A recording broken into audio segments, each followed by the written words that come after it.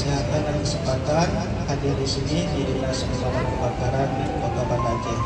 Salawat dan salam kita sanjungan ke pangkuan Nabi kita Nabi Muhammad SAW atas kunjungannya Bu ya, karena ini merupakan bentuk kepedulian kita bersama dari tingkat sekolah TK, SD, SMP biasanya berkunjung ke kita untuk sekedar sosialisasi dalam upaya pencegahan penanggulangan kebakaran.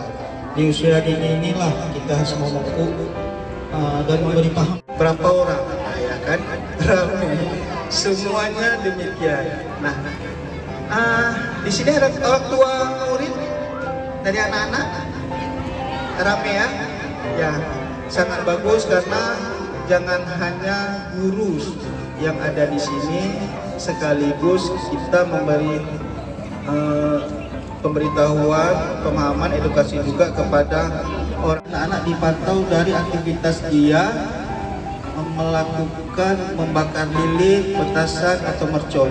Kalau bisa jangan dibeli, ya Bu ya, jangan dibeli walaupun dia sudah merengek-rengek. Beberapa hari sebelum Idul Adha biasa durasi kebakaran agak meningkat. Ini kalau memang ada kebakaran rumah itu setengahnya ini karena faktor anak-anak.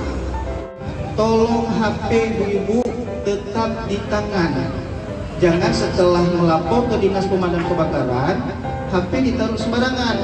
Pada saat kita menghubungi yang bersangkutan, ini menjadi kalang kabut. Karena banyak nama kampung yang hampir bersamaan. Banyak nama kampung atau desa yang hampir bersamaan. Jadi kita pergi ke timur, rupanya kejadiannya di barat. Selanjutnya di kami sendiri di bidang pencegahan yang bertugas untuk bersosialisasi, menangani, mencegah terjadi upaya. Setelah itu nanti anak-anak akan kita bawa berkeliling seputaran dinas kita. Anak-anak mau naik mobil pemadam kan? Kalau mau, selanjutnya nanti ada bapak-bapak di sini dampingi sampai akhir kegiatan. Diharapkan duduk yang tenang, yang tertib, jangan ribut.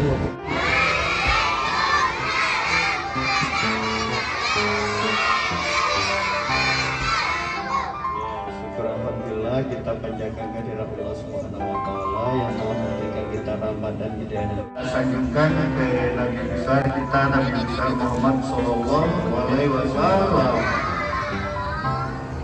Alat yang di dalam mobil pemadam. Jadi sering main api enggak? Enggak. Pernah lihat kebakaran? Pernah.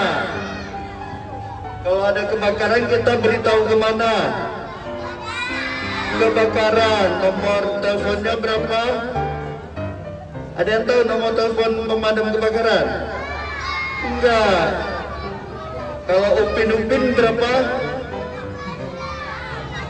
911 ya. 999.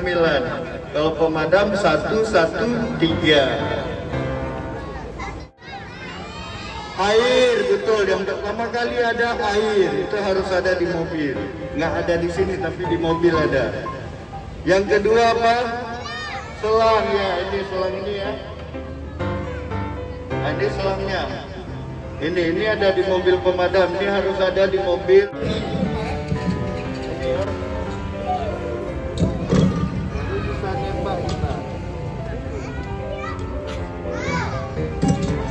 Disambungkan ke nozzle. Ini namanya apa? Ini namanya nozzle. Apa? Nozzle ini namanya nozzle, gunanya untuk membuat airnya kencang larinya. Baru kita siram dengan air ini, biar sampai ke lokasi kebakaran. Ini ada di mobil pemadam. Ini nozzle juga ya. Apa nozzle? Namanya nozzle piston. Piston bentuknya kayak pistol ya. Bentuknya kayak piston. Sambungkan ke selang. Jadi sambungkan ke selang ini. Selang kecil ya. tembak, kita tembak, kita siram. Ini 1,5 inci, kalau ini 2,5 inci.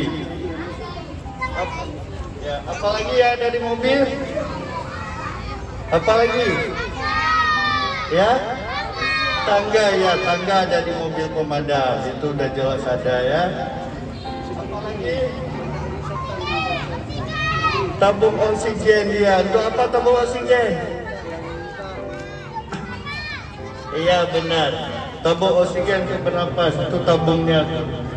Nah itu. Namanya breathing apparatus. Apa namanya? Breathing apparatus, alat bantu pernapasan. Itu ya, itu barang ini ya bendanya ya. Ini tabung oksigen. Tabung apa lagi? Ada apa lagi di mobil pemadam? Apa? Sepatu ya, sepatu ini. Sepatu apa dia? Sepatu. Bapak pemadam wajib pakai sepatu ini kalau ada kebakaran ya. Supaya kalau kena listrik, ini dia nggak kontak, nggak basah. Ada apa lagi? Halo ya. Gunanya itu apa? Itu dipakai. Bapak pemadam wajib pakai helm supaya tidak kena api, benda-benda yang jatuh ya. Ada kayu, ada balok yang jatuh, terlindungi dia kepalanya. Sarung tangan ya, semua alat-alat ini alat-alat APD, alat pelindung diri. Jadi seorang pemadam wajib pakai semua, harus ada sarung tangan, harus ada baju ya. Nah, perhatikan bapak tuh pakai baju, pakai sarung tangan, pakai helm. Tahu kan? Pakai helm lagi. Tabung gas, bukan. Kita nggak boleh main tabung gas, kebakaran nanti. Ini tabung tabung alat pemadam api ringan, tabung pemadam kebakaran. Tabung pemadam kan? Nggak boleh tabung gas. Kalau gas nanti pemadam apinya, tapi nyala apinya. Ini untuk memadamkan api, memadamkan kebakaran. Ada di sekolah belum ya? Nggak ada ya? Ibu nanti beli satu harus ada di sekolah. Kalau api kecil, kalau ada konslet, langsung kita pakai ini. Kita semprot apinya waktu kecil, jadi tidak terjadi kebakaran. Sudah pakai baju pemadam, baju anti panas. Baju anti panas dia pakai. Dan udah pakai helm.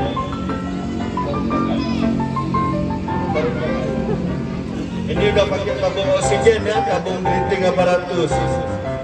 Jadi tabung ini kalau masuk ruang berasap, ruang berapi harus pakai ini. Jadi pernapas kita tetap segar. Ya kan, enak kan? Dan dengar nggak tarikan napasnya? Inilah seorang pemadam wajib ini. Kalau kita mencari korban atau ada yang terjebak di api harus menggunakan alat ini. Kalau kita menyiram harus pakai juga alat ini. Paham kan? Di mobil pemadam ada semua alat ini. Jadi tinggal begitu pergi kebakaran kita langsung pakai. Pakainya di mobil. Ini dari tabung dia. Ini tabung oksigen ini dialirkan ke masker. Lalu kita bernapas di dalam masker, bernapas seperti biasa. Ada yang mau foto? Berdiri di samping bapak ini. Ayo, jangan rame-rame.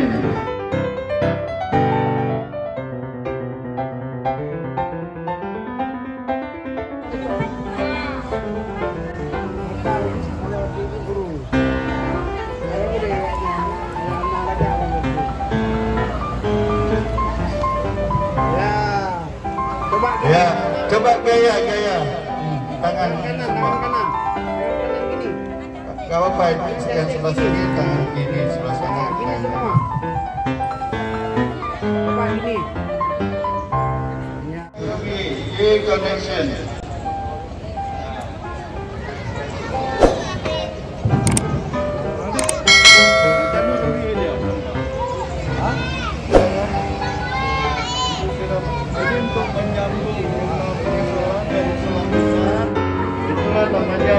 connection untuk menyalurkan air.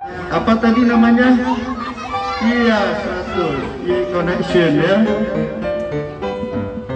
Itulah alat pemadam juga. Jadi dia connection untuk menyambung air dari selang besar ke selang kecil ya. Alatnya buat apa? Tabung oksigen alatnya untuk apa? Itu tabung oksigen ya. Tabung oksigen itu fungsinya untuk membantu kita bernapas. Jadi kalau kita di ruangan kita sudah penuh dengan asap, kita harus pakai masker kan? Benar nggak kalau kita di ruang berasa harus pakai masker? Jadi kita harus pakai alat bantu pernapasan tabung oksigen. Tabung oksigen itu waktu kita pakai memberi kita pernapasan. Jadi kita nggak menghirup udara, tidak menghirup asap ya, langsung menghirup oksigen. Pasti apinya akan membesar.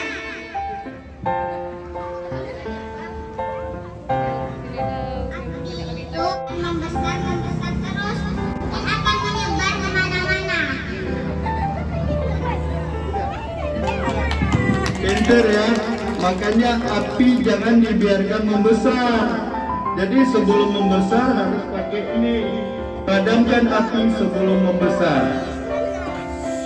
Tidak bisa kita padamkan lagi kalau sudah membesar. Pakai goni boleh. Pakai goni dibasahi. Boleh. Kain yang meresap air, handuk, dan cover atau apapun kita celupkan dulu ke bawah.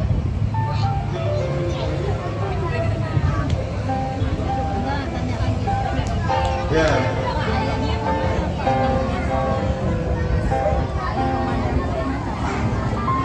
Assalamualaikum warahmatullahi wabarakatuh. Terima kasih atas penjabaran yang Bapak jelaskan tadi, cukup menarik dan banyak manfaat untuk kita semua, terutama ibu-ibu. Ibu ini kan kebanyakan sehari-harinya di dapur ya Pak ya. Jadi sudah pasti berhubungan dengan kompor gas. Nah, apa kiat-kiatnya atau cara yang pertama yang harus kita lakukan ketika mengetahui gas itu bocor gitu? Pengalaman saya pribadi, saya baru bisa memasang gas sendiri tuh baru sekarang gitu Pak. Saya takut gitu ya. Kata suami itu kalau mendengar suara apa ngecas gitu, itu jangan dilanjutkan. Nah, ketika kita sendiri di rumah, kita kan tidak ada pilihan lain ya, selain berusaha sendiri. Apa yang bisa kita lihat atau indikasinya apa kalau gas itu bocor gitu Pak? Nah, apa yang harus kita lakukan ketika sudah terjadi kebocoran? Gitu. Terima kasih.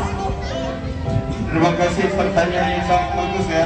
Ini ibu-ibu, khusus ibu-ibu dan adik-adik ya semuanya. Kalau kita masuk ke dapur, lalu kita ada mencium bau gas, kita jangan mencoba menghidupkan saklar lampu, jangan menghidupkan lampu, dan jangan mematikan juga. Kalau listrik lampu lagi hidup, biarkan dia hidup. Jangan nanti kita takut kebakaran, kita matikan. Saat kita cek ya hidup atau mati, di dalam itu ada keluaran percikan api. Kalau gas sudah penuh dengan di ruangan, dia akan meledak. Itulah yang terjadi ledakan. Percikan api tadi menyambar gas, lalu gas akan terjadi penyalaan serentak, lalu meledak, apakah itu jebol. Kalau regulator sudah terbuka, ini sudah aman. Pak, gimana ambil air?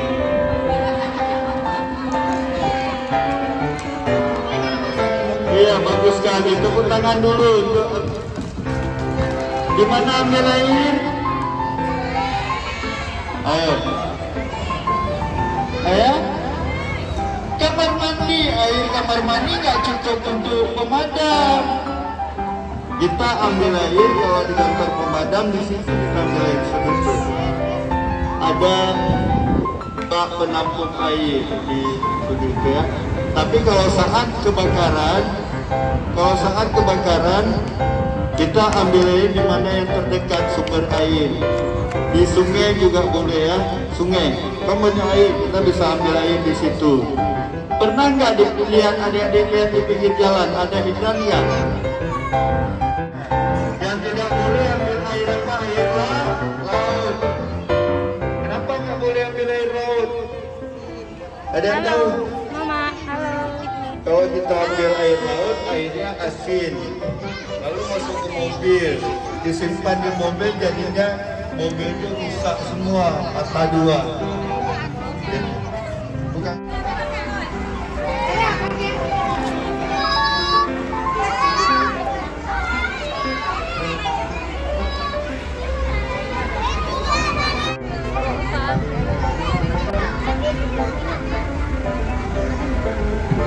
Nampak semua. Nampak.